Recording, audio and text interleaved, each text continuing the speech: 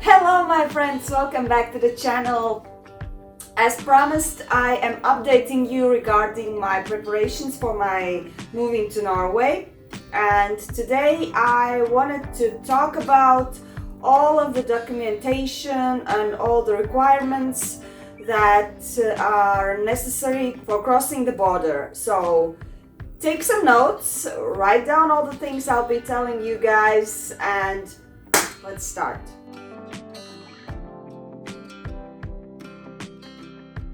The first thing I'd like to discuss is the registration. If you are coming from a country that is colored on the map in red, which means that it has a high amount of virus cases, then you have to do quite a lot of things in order to cross the border. Me, I'm coming from Latvia and it's colored in red. So I have to do all the stuff I will be describing right now. In order to see if your country is in red or not, you can check it out. I will put the link below so you can see if all of this apply to you. The first thing that was introduced to improve the infection control was the registration system. So before you go to Norway, you have to register. This registration can be done online or it can be also done on a paper form. Of course, more convenient is to do it online, but you have to remember that this registration must be done no less than 72 hours before your travel to Norway. Of course, all of these registration forms are available in English. I also noticed that they have included some other languages, like I think it was in Russian and French and some other languages. But anyways, if there is no translation in your mother tongue, like in Latvian, you can always fill in the English registration form. So I downloaded the paper form just to check out what kind of information do you have to fill in. Of course, there is your personal information, and then there are details you have to provide regarding your quarantine accommodation. So there is nothing complicated. And if you remember on the first video of moving to Norway, I was talking about coronavirus test.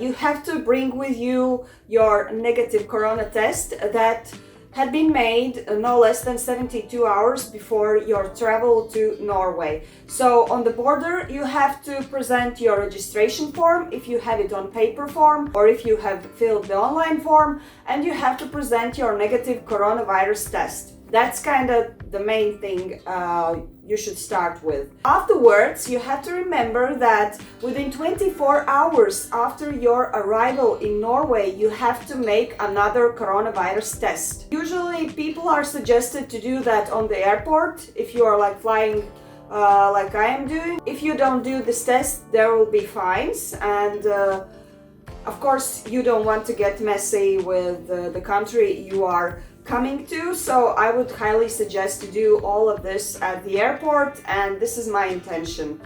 I'm not sure if there are queues for the test at the airport or how it happens and where it's actually located with this coronavirus testing point. I will just improvise on the spot, but I am 100% sure that I will do my test at the airport. These are the key points you have to understand that are related to crossing the border. The next thing I wanted to talk to you about was your quarantine. So all the people who are coming from red countries, including also Norwegian citizens, have to stay in 10 days quarantine. This quarantine can be done in a quarantine hotel, or maybe you have some kind of property there where you can stay, or you are renting a property there, or maybe you are working and your employer can provide you with a quarantine accommodation. So all of this information you will also include in your registration form. In my case, I have only two options: quarantine hotel, or I can find somebody who can offer me a place or a house where I can spend my 10 days quarantine. So let's talk about quarantine hotels. How it works. You don't have to book them in advance as you usually do when you are going on vacation. Norway is divided in certain municipalities, and each municipality is responsible for their own quarantine hotels, and these hotels are matching all the requirements. I tried to find out where and what kind of hotels in Bergen are quarantine hotels, but I actually didn't manage to find any information about that. But I'm not very worried about it because I feel like everything is gonna be okay. So I'll try to understand how it all happens, like practically when you come to Norway, cross the border, and how are you kind of moved to the quarantine hotel, how it actually happens. And from my research, I understood that once you are crossing the border, the policeman will inform you about the quarantine hotel you are going to stay. Some municipalities provide transport, but some just provide you with the necessary information where and how you have to get to this hotel, so you can get to the hotel by yourself. I'm again reminding that you can use public transport, but you can use it only when you are going from airport to your quarantine hotel or from the quarantine hotel to the airport. In other situations, you are not allowed to use public transport. And of course, when you are traveling from the airport to your quarantine hotel or vice versa, you have to be very careful because you have to wear a mask, you have to make sure you have the distance. I'm not quite sure if the municipality of Bergen is providing the transport, or I will have to figure out everything by myself.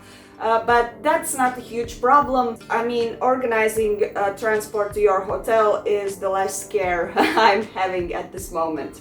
These hotels are not for free, so I have to spend 10 days there, and each day for me will cost 500 kroner per night. In euros, it would be 50 euros per night. So all in all, 10 days, 500 euros.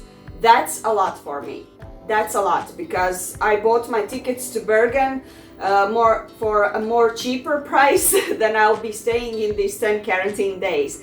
But I am quite hopeful because on the 7th day I can make another coronavirus test, and if it's negative I can go out on the 7th day. So I'm truly hoping to stay only for a week. You have basically everything during your stay at the hotel. You don't have to worry. You have your room, you have your bathroom, and you have a food delivery 3 times a day, so you have all your meals, and the food, I guess, is delivered to your door, and so you don't have to interact with other people. You are allowed to go out for walks to get some fresh air. Just make sure that the places you are going are not crowded. You must just make sure that you have enough distance between other people, and of course you have to wear a mask. And yeah, you are not allowed to go in crowded places, you are not allowed to go to shops.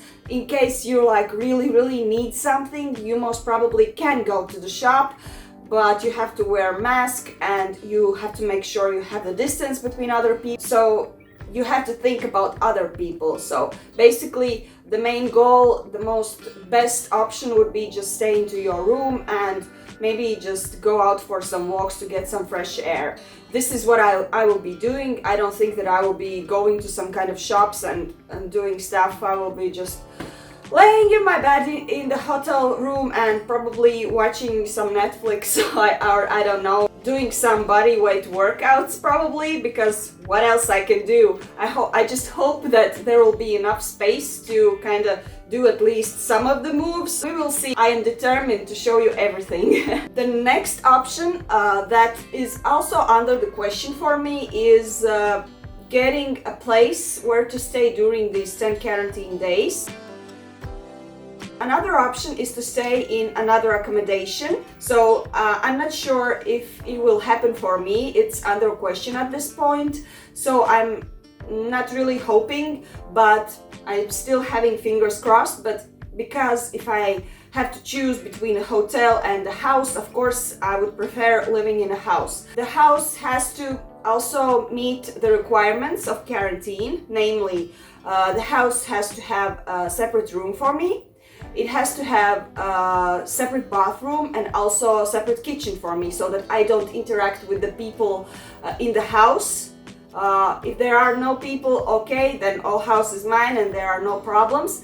If there are other people and, for example, there are no separate bathrooms or no separate kitchens, that's a problem. You cannot stay there. I think separate bathroom would not be a problem. The problem would be separate kitchen, because I don't think that there are so many houses with 2 kitchens.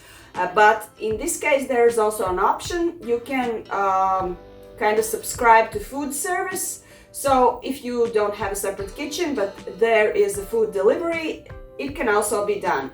So basically my options is to live in a separate accommodation provided by another person or quarantine hotel. If you are staying in an accommodation that's provided by another person, you have to also include this information on your registration form that you are providing when you're crossing the border. And the part of this accommodation should be filled by the person who is accommodating you in his or her house. So basically, I think this is more or less clear now.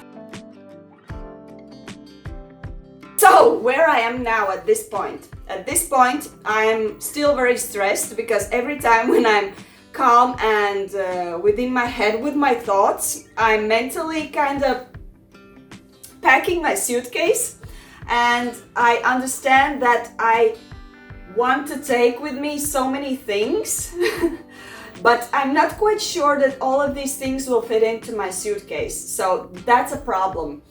But I think I just have to finally start making a list of the things I have to take with me and start to understand what kind of things I have to discard. Regarding Kosha, she's fine, she's chill, she doesn't even understand what's happening very soon with her. And also I have booked a transportation, if I can say booked, because it's actually a friend helping out. I will be going to the airport not by bus because I don't have driving license. I would have to go to the airport from my city to Riga airport by public transport or whatever, or a taxi, but my mom's friend agreed to take me and Kosha to the airport, so it will be more chill to travel to the airport, and most probably my mom will join me. So I will have these kind of last moments before my travel with my closest person, my mom. I think both of us will cry at the end. I don't know why, I'm not like going away forever, because I still plan to come back for some kind of vacation, but it's still quite emotional because, to be honest guys, when I start to think that my mom is staying here alone and I will leave my mom and my gran and my grandpa, it kind of gives me a tear. But I am very confident. I know where I'm going, I have big goals, and I'm finally meeting the person I will spend my life together with, and yeah, everything's gonna be fine.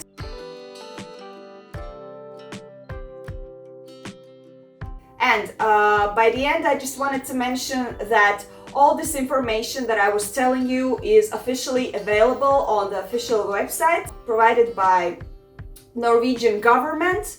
So I will put all the links with all the necessary information below the video so that you can also read all of this by yourself.